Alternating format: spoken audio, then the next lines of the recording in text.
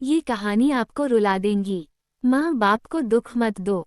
अगर आप अपने माँ बाप से सच्चा प्यार करते हो ना तो इस 2 मिनट की कहानी को पूरा जरूर पढ़ना, और अगर अंदर से एक आवाज आए तो ये कहानी अपने उन कमीने दोस्तों को जरूर शेयर कर देना। माँ बाप को दुख मत दो जो जिद करते हैं खुद से अपनी सफलता के लिए, नहीं अपने माँ बाप से।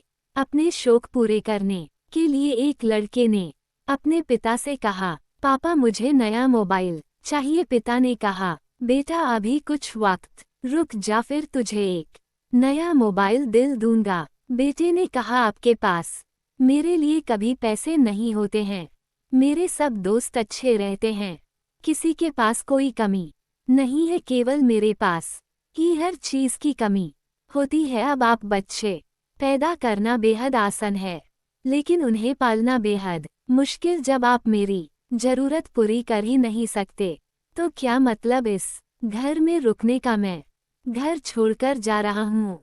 बेटा रुक जा, मेरी बात तो सुन, हम तुझे दिल देंगे। माता और पिता ने बेटे को रोकने और समझने की काफी कोशिश की, लेकिन वो नहीं रुक। गुस्से में उसने बैग पैक किया और घर से निकाल पड़ा। लेकिन घर से निकलते वक्त गलती से उसने अपने पिता की डायरी अपने बैग में डाल ली।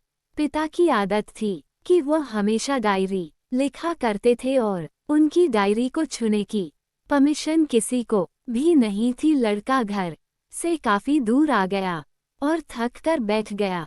जब उसने वो डायरी देखा तो उसने सोचा, आखिर मिल ही गया खजाना। आज पता चल जाएगा कि मेरे पिताजी ने कहाँ कहाँ दौलत छुपा रखी है और उन्हें किन किन लोगों से पैसे लेने हैं। और सरा का सरा लेखा झुका, आज मुझे मिल जाएगा। बेटे को लगा इस डायरी में पिताजी की सारी लेन देन का हिसाब होगा। जैसे ही लड़के ने उस डायरी को पढ़ना शुरू किया, उसकी आंखों से आंसू बहाने लगे। डायरी की शुरुआती पन्नों में बेटे को जो बाइक दिलाई थी उसका हिसाब लिखा था, जिसकी ईएमआई पिताजी अभी तक चुका रहे थे। दूसरे पन्नों में उसके कॉलेज की फीस और एडमिशन का कर्ज लिखा था कि इन लोगों को इतने पैसे वापस देने हैं। और सबसे आखिरी पन्ने पर लिखा था कि बेटे को अब मोबाइल दिलाना है, उसके लिए मुझे कौन कौन उधार दे सकता है। उन सभी लोगों के नाम लिखे हुए थे। बेटे ने जैसे ही सब पढ़ा वो पागलों की तरह रोने लगा और रोते रोते दौड़ता भगता घर आया। जैसे ही उसने घर आकर देखा तो उसके माता पिता एक कोने में बैठकर रो रहे थे।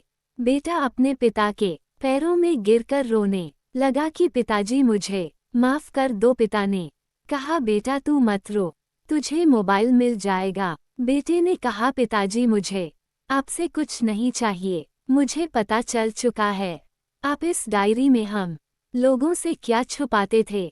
मैं अब आपको कोई कम नहीं करने दूंगा, मैं मेहनत करके सब कुछ ठीक करूंगा। ये सुनकर पिताजी ने बेटे को गले से लगा लिया।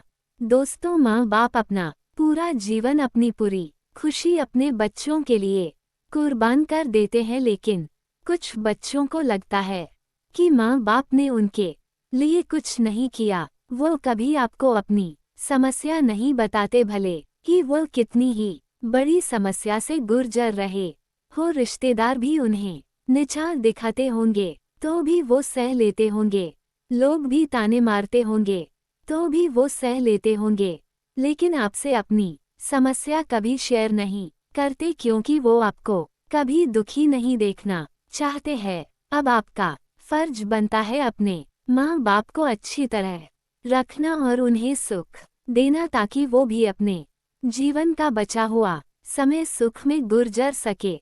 यदि आप अभी भी नींद में सोए हो तो आप जग जाए और अपने शौक पूरे करने पर नहीं, अपना करियर बनाने पर ध्यान दीजिए, क्योंकि अगर आप अपने माँ बाप के रहते कुछ नहीं कर पाए तो बाद में आप सोने का महल भी बना लोगे ना, उसमें भी आपको नींद नहीं आएगी। अपने जीवन में कुछ बेहतर कर लीजिए ताकि आपके माता पिता को उम्र होने के बाद भी कामना करना पड़े। अगर कहानी अच्छी लगी तो इसे सभी के साथ शेयर कीजिए और अगर अभी तक लाइक नहीं किए हैं तो जरूर कीजिए। धन्यवाद।